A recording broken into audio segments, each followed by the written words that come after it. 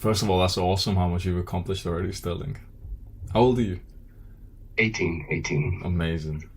So you made 20K in a year from one business and then a little bit of profit from multiple different ones as well. That's awesome.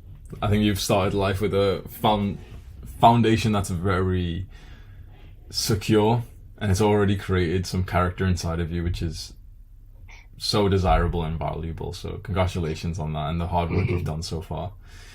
And now you're saying that you want to stop kind of messing around with these random businesses that don't really mean anything to you and start really narrowing in on something that feels like a passion and also is profitable, something that you'd stay in long term. I'd say in general, yeah, we want to cultivate discipline. We don't want to rely on motivation, but the smartest and the most successful people figure out the thing they're motivated for and make that into a success. The thing you're motivated for with discipline is the best case scenario. So discipline is like this incredible important skill these days, and motivation is seen as this like ucky word.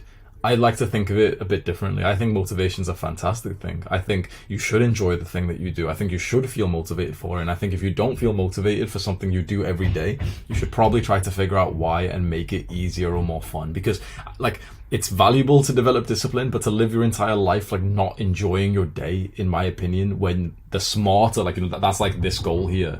But the bigger goal is to do the hard work because it's fun.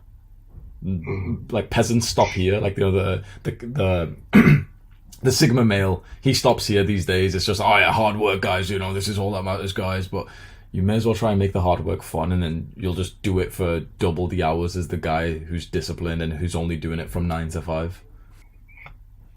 I started entrepreneurship in 2019, and I started by flipping clothes on eBay. So I was like a reselling clothes.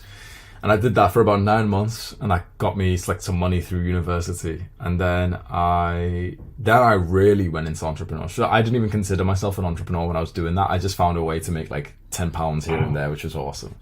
And then I really started to look into entrepreneurship, read a few books, and then really started to try a bunch of different businesses. So I did drop shipping for a few months, made a little bit of money there. I wrote ebooks, I made a few YouTube videos, I tried to be a rapper, I tried making animations, like, you know, like little videos where I drew the stick man and it moved. It was just very low budget. I tried to learn to code and all these random things, right? I was just trying a bunch of things. I think it's valuable to go through that period of trying things as you have right now. Because, you know, best advice is pick the thing, do the thing for a long term. But it's valuable to go through a couple of months where you try a couple of things first, just to kind of realize what kind of things you like. Because, you know, before you go all in on something, you may as well at least try to like experiment with a few things. Now you know a lot about yourself, Sterling, a lot more than what most people would. You're already like ahead of the game, especially when I was 18. You're destroying me. If I was your competition, you would be absolutely destroying me right now. So you should be happy about that. Now you started to learn more about yourself. I'd be asking you a question like, you've got good character, so chances are you could probably become successful in most business ideas. Because in the end, it's not even about the skill, it's just about the character and the mindset and, you know, like the person, not actually the business model.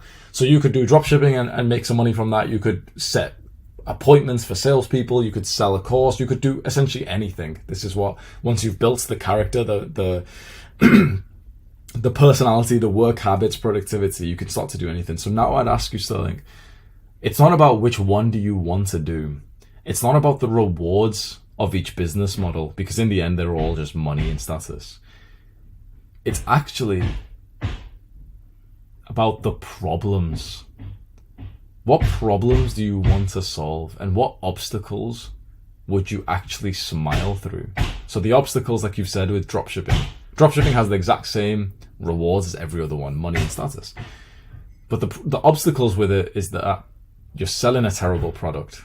Your customers don't like you. You don't even know or like your customers. You're just making these disposable websites, these adverts. You're probably just stealing from other people. It's a very like, you can make money doing it, but the obstacle is that you probably don't have any pride in what you do, because you are simply just like the middleman for a poor product that stupid people have bought at 10 times the price just because they didn't realize that they could get it cheaper on eBay and Alibaba. So I'd ask you right now, is there a business you can think of whose obstacles you would actually really enjoy? You want to be an entrepreneur, and we're just trying to find what's the right business model for you. 7 months of posting, I think about 3 times a week to get to 1,000, and then another 6 months or so after that to get to about 5,000. So mine was like relatively slow in some ways. Like some people get to 1,000 subscribers in just a few videos. For me, it took me about over a year. It took me about 1 year and 2 months ish. Full-time YouTube. It's the only thing I'm doing. I'm focused. I'm relentless to get to 5,000. So I did hundreds of videos. Yeah. Well, that was the marathon I wanted to run. So you think there is a growing population that just wants somebody sitting down and talking to a camera? 100%. I think that's going to become the rising niche of YouTube. It's already doing really well. Before, YouTube goes through like chapters, and it was the pranks. Anyone remember like the prank, like in 20 whatever it was, when everyone's doing like homeless man gets pranked videos or some shit, bro? That was so weird. And then it was like the charitable things, and then it's like the Mr. Beast ones, and they've reigned for a while. But everyone's kind of like bored of that stuff now. The Mr. Beast challenges and the fitness YouTuber challenges. Oh, doing 1,000, eating 10,000 calories. It's all bored now. Like the people who are climbing the most are simply just the synthesizers who are just there with a camera, sat in their rooms, and just kind of telling you about life.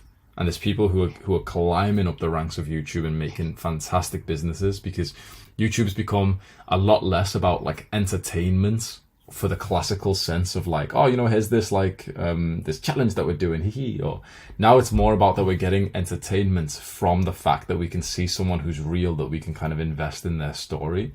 You're all here today not because of my edits or anything like that. You're just here because you were able to like invest in the story of Hamza and into the brand. If suddenly I started to have, if I moved out right now and I went to some like fancy recording setup or something, it would lose some kind of vibe. Imagine if I started to wear like a suit for every video. It would lose something that you were able to like relate to. So what I tell people today is like the fastest way to start on YouTube is actually the best way.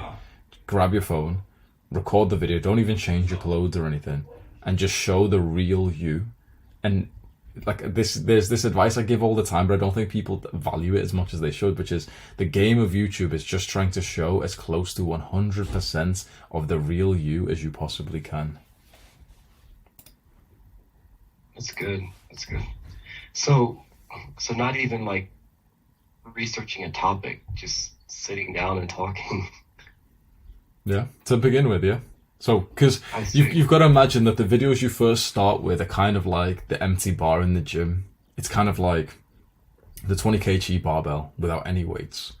And this isn't how you're going to end up. But you've got to respect the process and think to yourself, yeah, I can lift the empty barbell right now. I'll make some progress with that. And the idea is that 2 years from now or a year from now, you can hit 100 kg bench press. Sweet. But there's too many people thinking about the 100 kg bench press right now and thinking to themselves, yeah, like I'm not going to go to the gym unless, I won't be able to bench 100 kg right now. This is what everyone says with their YouTube videos. Like, oh, but I can't make that video right now. I can't even speak well right now. It's like a fat guy saying, oh, but I can't bench 100 kg right now. It's like, why don't you just bench less than that? So you said YouTube is the marathon you want to go on, but then you want to do these like side runs as well. Well, I mean, on YouTube you can still do a faceless video on that. You don't even need to expose your identity. There's quite a lot of YouTube channels that have got close to like 1 million subs, or even there's probably some which have got above 1 million subs where they don't even know who it is. Like the biggest Minecraft YouTuber was called Dream, and no one actually knew what he looked like up until like a year ago or something. He had like millions of subscribers because it's kind of fun. Like in some ways, it'll hold you back. But if that becomes your brand as like, oh, I'm the faceless guy, in some ways that like it becomes this novelty thing that people actually start to like. And if you plan to never show your face, because if you ever start that channel but then show your face, like a lot of these guys do, which is a huge mistake, then your brand's ruined. So Dream did this, and I saw a video where his brand went downhill after that or something. So you could do that. Like there's a guy in the self-improvement space that wears a mask over, like he wears like almost like a, what's his name now? Ski mask duet or something like that. Like he literally wears like a face mask over every video, and he's just being like goofy and everything. And like he's got like 300k subs. No problem. So Wow. I agree with you, yeah, that fame does have extra problems that a lot of people don't speak about. But what I will say is Alex Hormozi tells this story where he's at a friend's house